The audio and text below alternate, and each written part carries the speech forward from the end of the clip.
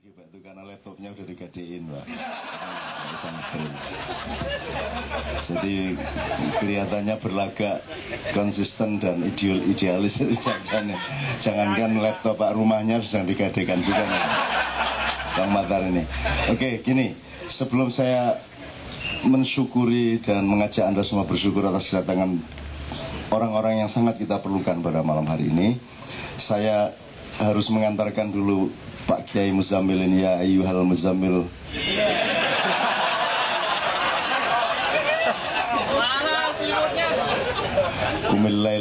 Kumil laila illa qalila. Wahai orang-orang yang berselimut, gitu ya. Jadi Pak Muzammil ini nanti ada sesi lagi beliau dalam waktu yang lebih bebas. Tapi kita mohon sekitar 1 jam, 1,5 jam dengan Pak Ahmad, Bang Ahmad, Kang Ahmad Heriawan sama Mas Pipit Ruhyat, sahabat saya sejak tahun 80-an awal di Berlin, Jerman. Sampai sekarang beliau masih di Berlin. Dia masih capek karena pagi bersama Saifullah acara, kemudian satu di tempat Anas Urbaningrum siang sore tadi, terus ke sini dan sudah sangat capek. Nanti kita akan ngomong kenapa kita sangat butuh beliau berdua. Supaya beliau ini nanti tenang, sekarang dicarikan soto-soto dulu apa makan-makan dulu. Jadi ini jauh-jauh dari Madura Pak Eri, dari Madura, kan orang Madura kan selalu disuruh mengembara ke Jawa supaya meningkat ilmunya kan gitu kan. Karena kalau di sana terus nanti dia nggak berkembang. Cuman pesennya bapaknya, kalau cari istri kalau bisa harus cari santri, minimum Muhammadiyah. Jadi Muhammadiyah itu di Madura adalah Islam minimal. Karena kalau di Madura jangankan manusia, ayam saja NO semua Pak. Di Madura. Nah ini sampai Solo pas sedang ribut-ributnya terorisme. Ini saya cerita dikit mengenai latar belakang beliau. Sedang ribut-ributnya Abu Bakar Ba'asyir, Laskar, sampai sekarang Laskar yang dahsyat di sana jumlah 165 Pak di seluruh Solo yang ditinggal Jokowi tanpa ada solusi.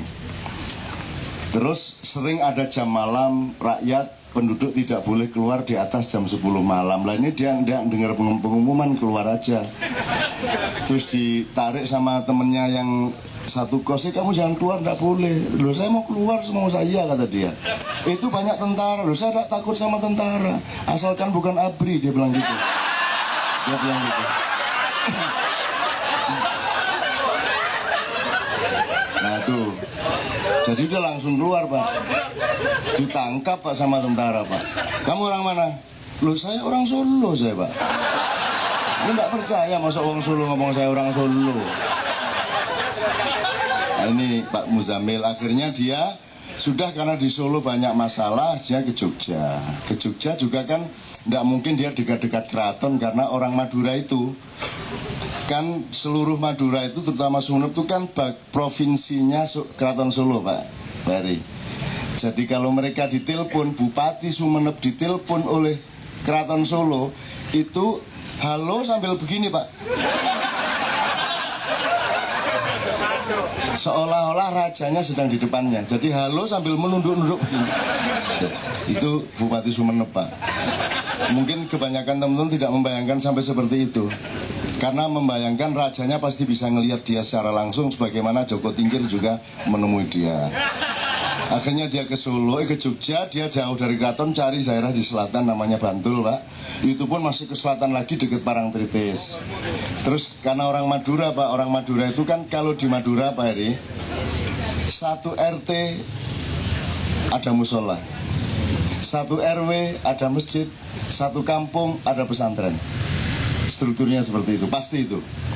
Nah jadi tidak bisa orang Madura datang ke Bantul tanpa bikin musola, tanpa bikin masjid, tanpa bikin pesantren. Akhirnya beliau bikin pesantren, bingung caranya membiayai bagaimana, dia hubungi orang-orang besar sampai 100 orang di Jogja, tidak ada satupun yang membiayai. Tidak ada satupun yang bantu dia bikin pesantren. Akhirnya keputusannya adalah, ya kalau gitu saya tak ke Sunan Bonang saya. Akhirnya dia ke Tuban ke makam Sunan Bonang dari Sunan, saya mau bikin pesantren, saya mau bikin baik, tidak ada yang orang hidup, tidak ada yang mau bantu. Jadi sekarang saya mau cari minta bantuan ke sampean. Jadi kalau ada orang Muhammadiyah sama PKS menyalahkan orang ziarah kubur minta-minta, dia punya alasan, Pak. Lah yang hidup nggak pernah bantu saya. Ya saya minta yang dari kuburan. Itu Bang Ganti. Nanti tolong diceritakan detail soal itu. Jadi kalau sudah soal ini sudah tidak bisa dibantah. Ini bukan soal takhayul, bukan soal khurafat bid'ah. Ini soal nggak ada yang bantuin. Manusia hidup semua kalau beol bawa cambuk semua. Beliau belum pernah dengar istilah di sana kalau orang beol bawa cambuk itu harus dihindari dia, Pak. Maksudnya kalau beol di sungai, kalau caleg-caleg itu pakai pasang gambar di ini, terus tukang becak bilang, oh dapuramu nek ini sing nggawa pecut gitu. Kalau beol bawa cambuk aja kok pakai nyalek-nyalek. Itu maksudnya gini, Pak, kalau dia beol di sungai terus airnya mengalir di pantatnya, terus mohon maaf terus tainya keluar, terus ikan pada berdatangan untuk makan tainya, lah dia sudah bawa cambuk, Pak. Dia cambuk itu ikan, nggak boleh makan tainya, jangankan duitnya, Pak. Tainya aja nggak disodakohkan. Jadi celaka kalau caleg-caleg kita itu tainya aja disimpan sendiri, gitu loh, Pak. Itu maksudnya. Nah ini sekedar untuk introduksi supaya sesering mungkin Pak Muzamil ini bisa, Kiai Muzamil bisa kesini, bisa menemani Anda. Tanya sama dia, jangan masalah nasional, jangan masalah politik. Keliru semua kalau dia ngomong seperti itu.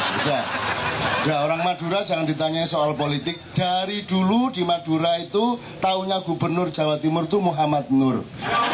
Sampai sekarang, Pak. Lu kan sekarang Karwo yaitu cuma penggantinya, Pak. Gubernurnya tetap Muhammad Nur. Presidennya ganti-ganti, kata dia dulu Harmoko. Loh kok Harmoko lah yang tiap malam di TV Harmoko. Itu kata orang Madura. Soeharto, lo Soeharto raja dia. Berarti udah jangan ditanya politik, mesti nggak ngerti lah ini orang Madura. Tapi tanya beliau mengenai nilai kitab-kitab apa saja.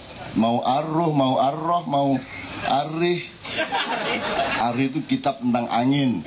Kalau Ar-Ruh kitab tentang batin, tentang roh gitu.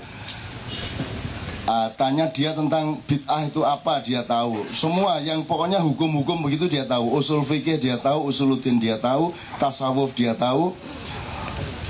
Jenazah-jenazah di mana saja dia tahu. Dia pernah omong-omong sama siapa aja dia tahu. Ini nanti yang jadi presiden rumusnya dia tahu tahun 2014 ya. Tapi belum saya kasih tahu, itu jangan pernah dulu. Nanti kapan-kapan saya kasih tahu. Sudah ada rumusnya, tapi dia belum bisa tahu lah. Orang Madura masih harus naik sedikit tingkatnya, karena dia cuma Habibie, Pak. Habibie kalah sama santri Madura, Pak. Jadi Habibie selama jadi presiden tidak mau ke Madura, karena ketika dia jadi Menristek ke sana sekali, setelah itu dia nggak akan mau lagi karena pasti kalah sama orang Madura. Karena orang Madura tidak tanggung-tanggung nasionalismenya. Kalau mereka bikin bendera itu dicari bambu yang terpanjang, yang tertinggi untuk pasang bendera sangat. Ya Habibie kan pendek, begini dia. Sini. Ini berapa tingginya? Kata Habibie. Santri Madura tidak banyak cakap, tidak perlu bahasa. Dia di Rusia pun bisa jual besi. Dia tidak butuh bahasa. Itu orang Madura. Di planet manapun dia bisa jualan kapal rongsokan. Nah santri Madura nggak jawab dengan kata-kata. Untuk mengukur tingginya, santri Madura langsung memanjat naik sehingga tiang benderanya begini-begini. Terus Habibie ketakutan, jangan-jangan itu patah itu tiang. Kau turun. Habibie kan orang Parepare, Pak. Logatnya agak bugis-bugis. Turun. Untuk apa kau naik?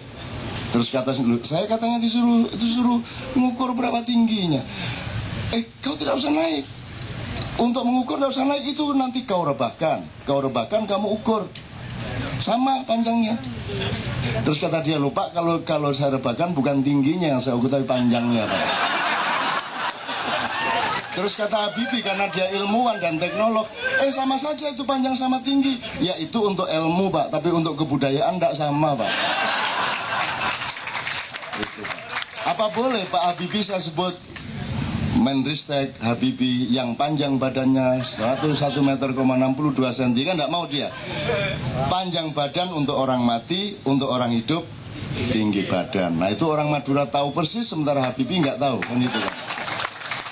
Ini sekedar contoh, nanti Pak Muzamil pokoknya nanti ya habis-habisan udah saya tadi rencana wiritan nggak jadi, saya rencana mau transfer wirid nggak jadi, udah saya sama Muzamil aja tanya Sunan Bonang gimana, Joko Tingkir bagaimana, udah tanya sama dia udah.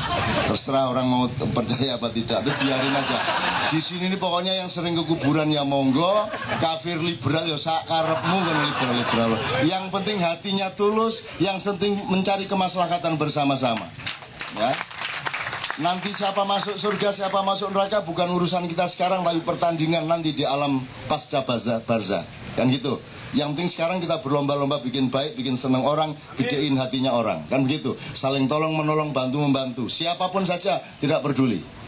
Itu loh. Mau Anas, mau Anis, mau Anus, udah semua kita tolong semua. Kita tolong bukan untuk memanipulasi kesalahannya, tapi kita tolong sebagai manusia. Kita temani hatinya supaya dia memproses semuanya dengan kebaikan, kearifan, kelapangan dan keadilan. Kan begitu.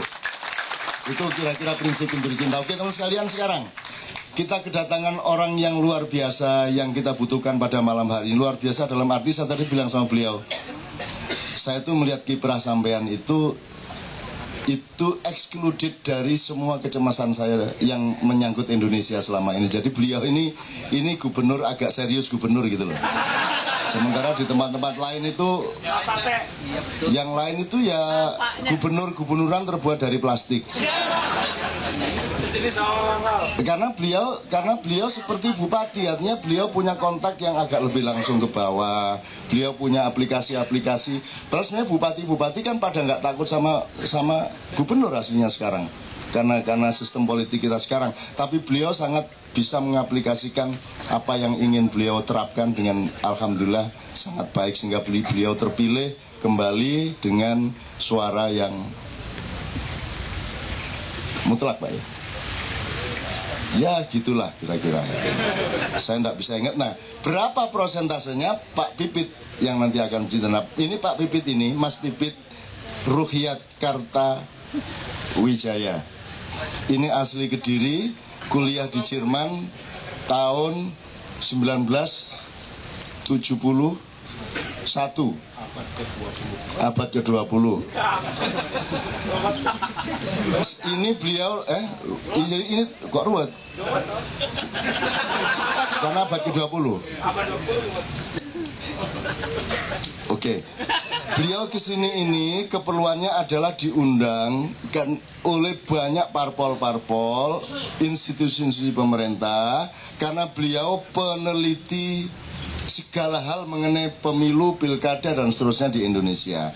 Beliau mempelajari seluruh perkembangan Indonesia dari luar negeri secara lebih jernih karena berjarak, sehingga beliau punya bahan-bahan, data-data banyak sekali, meskipun malam ini tidak bisa tuntas karena beliau sudah kecapean betul sejak kemarin-kemarin. Tapi kita akan eksplorasi minimum satu hal, yaitu sudah pernah kita omongkan di sini sebenarnya, yaitu mulai mensosialisasikan pemahaman untuk mengerti bedanya pemerintah dengan negara. Ya jelas ya, negara sama pemerintah itu sama apa harus dibedakan atau memang gimana menjelaskannya secara sistem.